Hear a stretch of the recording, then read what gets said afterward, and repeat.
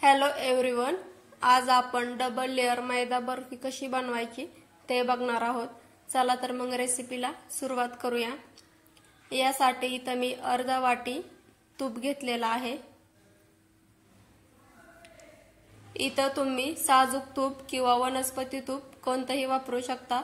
तूप वितळलं की आपण यामध्ये 1 वाटी मैदा टाकून घ्यायचा आहे। आपण आणखीन अर्धा वाटी मैदा टाकून घेणार आहोत। आता हा मैदा आपल्याला या तुपामध्ये चांगला भाजून घ्यायचा आहे। जर तुमच्याकडे मैदा नसेल तर तुम्ही गव्हाचे पीठ देखील वापरू शकता, पण मैद्याची जर बर्फी बनवली तर फ्लेवर चांगला येतो। 1.5 वाटी मैद्यासाठी अर्धा वाटी साजूक तूप हे प्रमाण एकदम योग्य आहे। तुम्ही जर चॅनलवरती नवीन असाल तर व्हिडिओला लाईक, शेअर आणि सबस्क्राइब करायला विसरू नका। तुम्ही इथे बघू शकता मैदा हा तुपामध्ये चांगला भाजलेला आहे। हा मैदा मी 6 ते 7 मिनिट या तुपामध्ये भाजून घेतलेला आहे। आता आपण पाक तयार करून घेऊया। यासाठी इथे मी 1 वाटी साखर घेतलेली आहे आणि अर्धा वाटी पाणी घेतलेलं आहे। आपण जेवढी साखर घेऊ त्याच्या निम्मा आपल्याला पाणी वापरायचं आहे। इथे आपल्याला पाक हा एक तारे बनवून घ्यायचा आहे। हलकीशी तार बनायला लागली की आपण गॅस बंद करायचा आहे।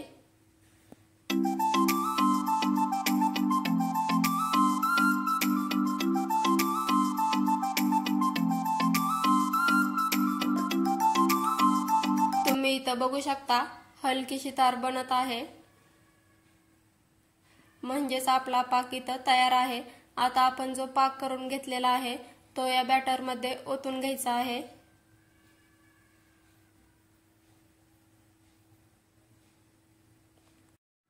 आणि यामध्ये एकही गाठ राहणार नाही अशा पद्धतीने आपल्याला हे मिक्स करायचं आहे।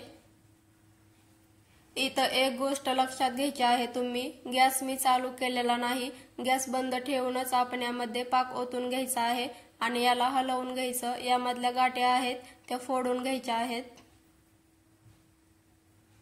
यामधल्या सगळ्या गाठी मी फोडून घेतलेल्या आहेत, नाहीशा करून घेतलेल्या आहेत। आता हे बॅटर आपण एका भांड्यामध्ये ओतून घेऊया। इथे आपल्याला सगळं बॅटर ओतायचं नाही, निम्म बॅटर आपण ओतून घ्यायचं आहे आणि निम्म बॅटर मी कढईमध्येच ठेवलेला आहे। आपण ही बर्फी डबल लेअर बनवत आहोत, यामुळे मी इथे आणखीन एक कलर यामध्ये टाकून घेणार आहे। इथे मी खाण्याचा हिरवा कलर घेतलेला आहे, तुम्ही याऐवजी कोणताही कलर घेऊ शकता। आता आपण हा कलर यामध्ये मिक्स करून घेऊया। इथेही मी गॅस बंदच ठेवलेला आहे।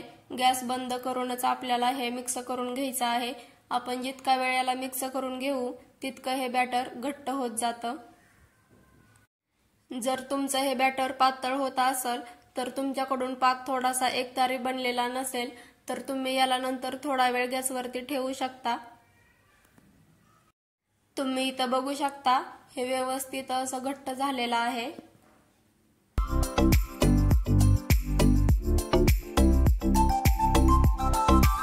जे निम्म बॅटर आपण दुसऱ्या भांड्यामध्ये ओतून ठेवलेलं होतं यालाही आपण मिक्स करून घ्यायचं आहे, जेणेकरून हे बॅटर घट्टसर होईल।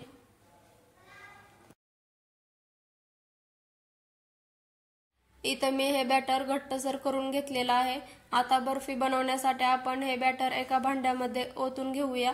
यासाठी इथे मी एक छोटंसं भांडं घेतलेलं आहे, तुम्ही ट्रे घेऊ शकता किंवा अशा पद्धतीचं भांडं असेल तर तेही घेऊ शकता। आता यामध्ये आपण एक बटर पेपर टाकायचा आहे आणि यावरती तूप किंवा तेल लावून घ्यायचं आहे, जेणेकरून बर्फी चिकटू नये म्हणून। आता आपण यामध्ये बॅटर ओतून घेऊया। तुम्ही यामध्ये पहिल्यांदा कलर टाकलेलं बॅटर देखील ओतून घेऊ शकता।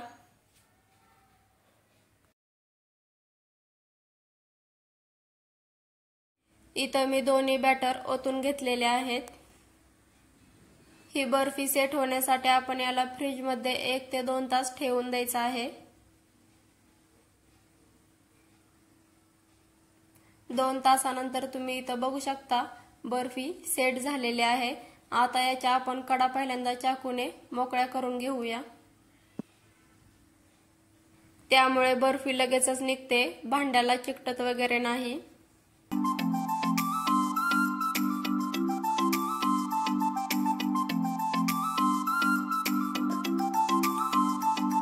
तुम्ही इथं बघू शकता बर्फी सहज निघलेली आहे, अजिबात कडेने भांड्याला चिकटलेली वगैरे नाही। आता याचा जो बटर पेपर आहे तो आपण काढून घेऊया।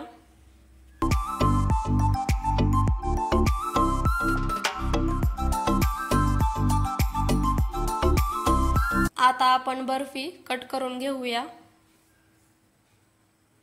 इथं तुम्ही बर्फी ही तुम्हाला हव्या त्या लहान मोठ्या आकारामध्ये कट करून घेऊ शकता।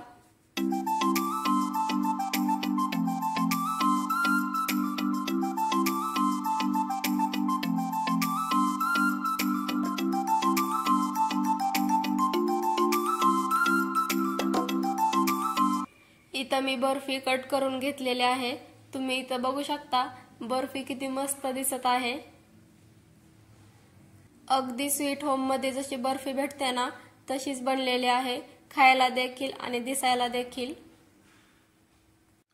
डबल लेयर बर्फी बनवण्याची माझी ही पद्धत तुम्हाला कशी वाटली ती कमेंट मध्ये नक्की सांगा। तुम्ही ही घरी नक्की बनवा। जास्त काही साहित्य लागत नाही, अगदी कमी साहित्यामध्ये ही बर्फी बनवून तयार होते। इथं तुम्ही मैद्याऐवजी गव्हाचं पीठ देखील वापरू शकता। चला तर मग भेटूया अशाच एखाद्या स्वीट रेसिपी सोबत।